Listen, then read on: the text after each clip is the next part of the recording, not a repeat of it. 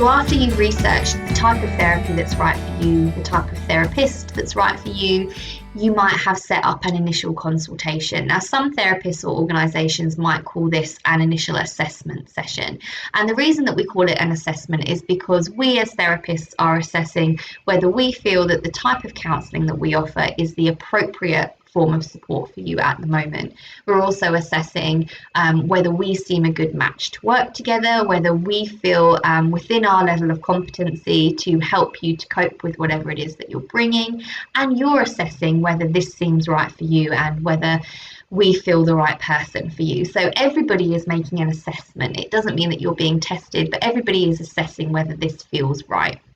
So what will happen in that initial consultation is that your counsellor will take some details from you. They will go through a bit of contracting with you, so things like confidentiality, and that's to assure you really that what you talk about in those sessions remains private, but that there are some limits to that, and that is if you or somebody else seems at risk of serious harm in some way, then they might have to talk to somebody about that. But they're going to go through that with you in a lot more detail, when that might happen, how it might happen.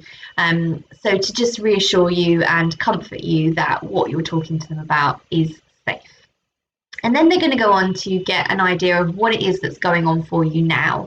So why you've contacted a counsellor now, what the stage is in your life that you've got to, what's going on, what you're struggling with, and they're going to get a sense of what it is that you're coming with. But also during that appointment, they are going to want to get a history from you and a background.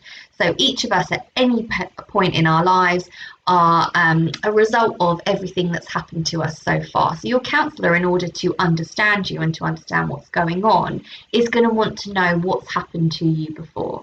So they're going to want to know who you grew up with, what your relationship was like with your family, how school was, how friendships were, previous relationships, any past difficulties that you've had.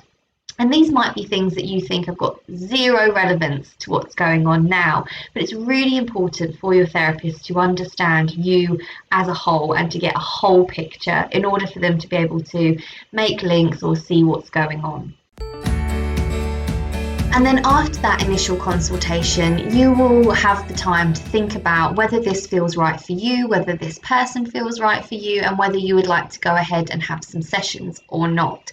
So there is absolutely no obligation for you to continue with that therapist or with therapy at all if you don't feel like you want to.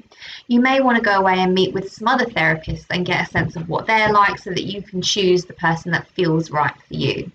So if you decide you would like to go ahead and have some sessions, you can get that booked in with your counsellor, and there are quite a few boundaries around session time. So generally what you'll find is that sessions will be booked in for the same time every time that you have them. So the same day at the same time each week. Now, some therapists work in slightly different ways. Some therapists will see people several times a week or will see people fortnightly, but generally what you'll find is that sessions will be weekly at the same time on the same day. Now, obviously, if your life doesn't work like that, if you're a shift worker or something, then you may have to work out an alternative arrangement with your therapist.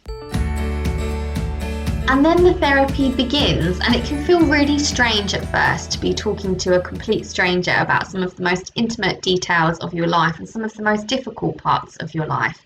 And what can also feel really strange is the dynamic that you are giving out all of this personal information, and your therapist is somebody that you know very, very little about, and your therapist will not tell you very much about themselves personally.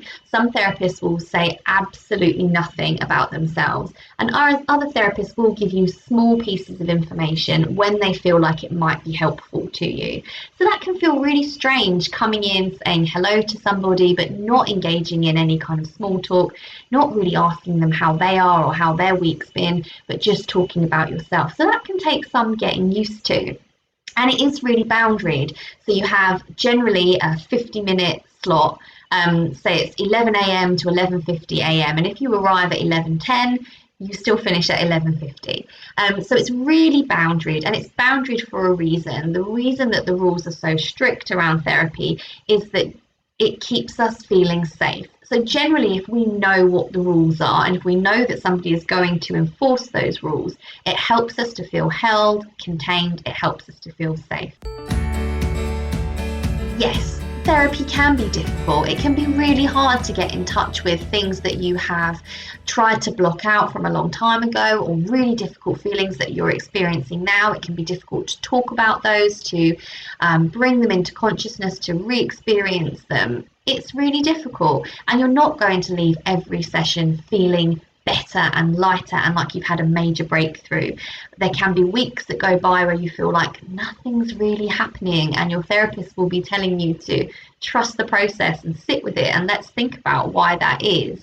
So it can be really frustrating as well. You can feel like, I know what's happening, but I don't know how to change it. And really, it is a process. It's a period of time where things will gradually unpick, unravel, and rebuild.